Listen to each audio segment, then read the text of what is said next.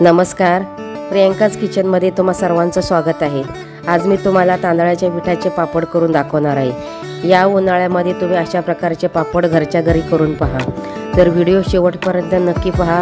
व्हिडिओला लाईक करा आणि चॅनलवर तुम्ही नवीन असाल तर चॅनलला सबस्क्राइब करा।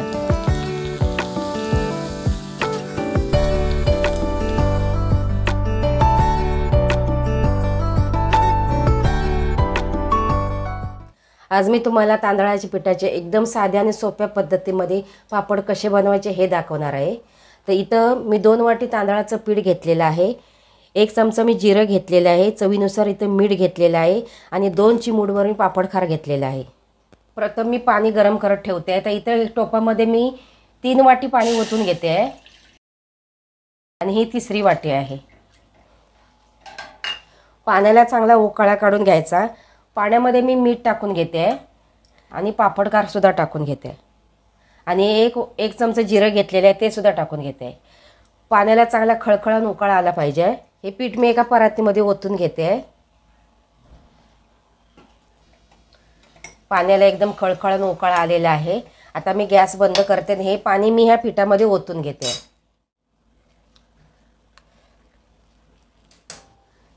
आणि मी हे चमच्याने मिक्स करून घेते। गरम असल्यामुळे आपण चमच्याचाच वापर करायचा।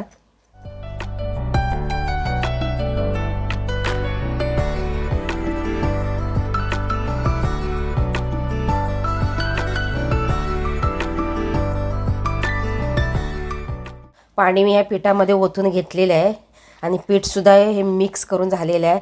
आता मी 5 मिनिटांसाठी झाकून ठेवते। आता आपण हाताला थोडंसं तेल लावून हे पीठ चांगलं मळून घेऊया। अजून पीठ गरम आहे त्याच्यामुळे हळूहळू मळून घ्यायचं। पेल्याला मी तेल लावून घेतलेले आणि ते मी आता असं मळून घेते, रगडून घेते।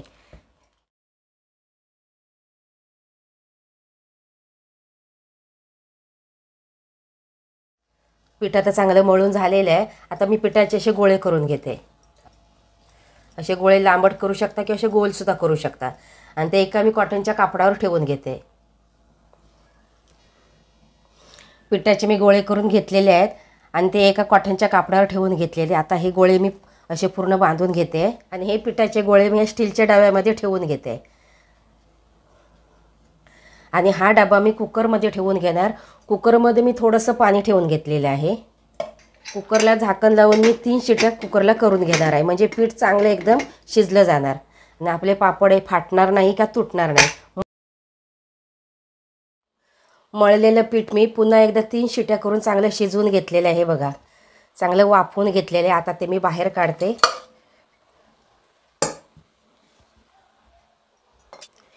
हे पहा, पीठ छानपैकी एकदम नरम झालेलं आहे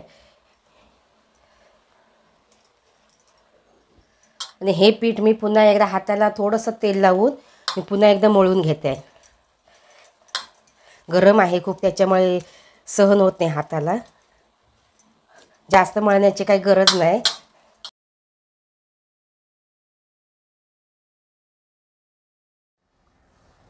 अशा पद्धतीने मी हे पीठ हाताला थोडंसं तेल लावून चांगलं अगदी मळून घेतलेलं आहे। एकदम मस्त नरम झालेला आहे।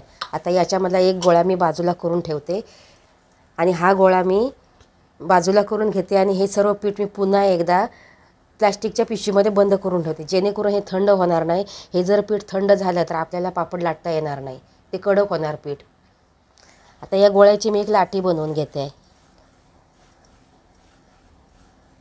हे पहा, अशा पद्धतीने एक लाटी बनवून झालेली आहे। आता याचे मी छोटे छोटे गोळे बनवते। आपल्याला जे आकाराचे म्हणजे लहान मोठ्या आकाराचे जसे पापड बनवायचे तसे गोळे बनवून घ्यायचे। मी मीडियम साईजचे असे गोळे एवढे बनवून घेते।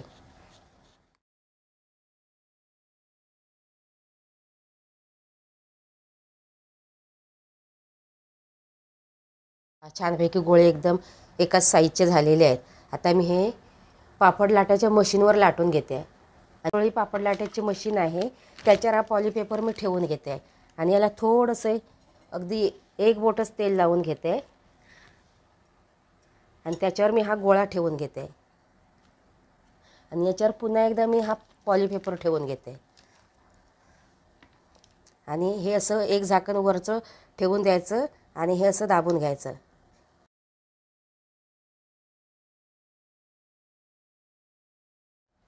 छानपैकी पापड गोल लाटला गेलेला आहे.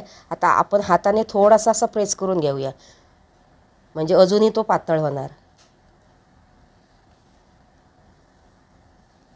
हे पहा. आणि आता वरचं जे पॉली पेपर मी ठेवलेला आहे तो काढून घ्यायचा असा, आणि हा पेपर उचलायचा आणि पुन्हा दुसऱ्या एका प्लॅस्टिकवर जो पापड ज्याच्यावर सुकट ठेवणार आहे त्या पॉली पेपरवर आपण हा पापड टाकून घ्यायचा. हे पहा, मस्तपैकी अगदी अलगद पापड वेगळा होतो. अशाच पद्धतीने मी सर्व पापड बनवून घेणार आहे. मी आता तुम्हाला दुसरी पद्धत दाखवते. तुमच्याजवळ जर पापड लाटायची मशीन नसेल तर तुम्ही पोळपाटावरसुद्धा पापड लाटू शकता. तर पोळपाटावरती मी पॉलीपेपर ठेवलेला आहे, त्याच्यावरती हा गोळा ठेवून घेते आणि पुन्हा त्या गोळ्यावरती मी हा पॉलीपेपर ठेवून घेते. आणि इथं माझ्याजवळ डिश आहे, त्या डिशने मी हा गोळा असा दाबून घेते.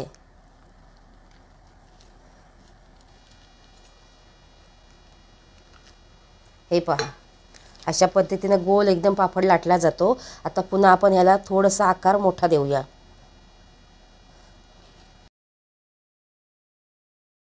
जेवढा आपल्याला पापड पातळ लाटायचा आहे तेवढा आपण पातळ असा एकदम फिरवून घेऊ शकतो.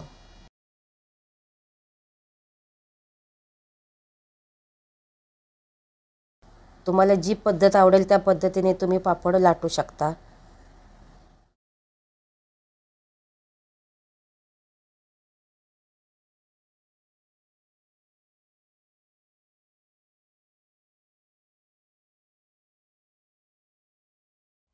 हे पहा, तांदळाचे पापड एकदम चांगले कडकडीत असे सुकलेले आहेत. मी 2 दिवस पंख्याखाली सुकवून घेतलेले आहेत. उन्हात सुकवायची काही गरज नाही आहे, कारण वातावरणामध्ये खूप उष्णता तयार झालेली आहे. त्याच्यामुळे तुम्ही पंख्याखाली सुकवू शकता. एकदम मस्तपैकी झाले, एकदम पातळसुद्धा आहेत. तुम्ही पण याच पद्धतीने बनवून पहा. हे पापड बनवण्यासाठी कुठलं वेगळं तांदूळ आणण्याची का पीठ तयार करण्याची गरज नाही. तुम्ही तुमच्या घरामध्ये जे भाकरीसाठी पीठ वापरता त्याच पिठाचा वापर करून मी हे पापड बनवून दाखवलेले आहेत. आता हे पापड मी तुम्हाला तळून दाखवते.